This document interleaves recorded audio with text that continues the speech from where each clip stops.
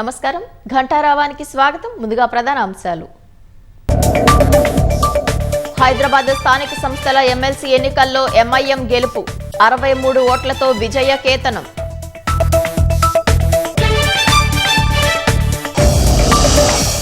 ఛత్తీస్గఢ్లోని కర్రెగుట్టలో 4వ రోజు భద్రతా దళాల గాలింపు. 100కు పైగా ఐఈడీలు నిర్వీర్యం. పెద్ద మొత్తంలో బూబీ ట్రాప్ల గుర్తింపు. కాళేశ్వరం ప్రాజెక్టుపై జాతీయ డ్యామ్ సేఫ్టీ అథారిటీ తుది నివేదిక. మేడిగడ్డ 7వ బ్లాక్ పూర్తిగా తొలగించాల్సిందేనని స్పష్టీకరణ. హెచ్ఐసిసి వేదికగా భారత సమ్మిట్ 2025కి సర్వం సిద్ధం. 100 దేశాల నుంచి 450 మంది ప్రతినిధులు హాజరయ్యే అవకాశం.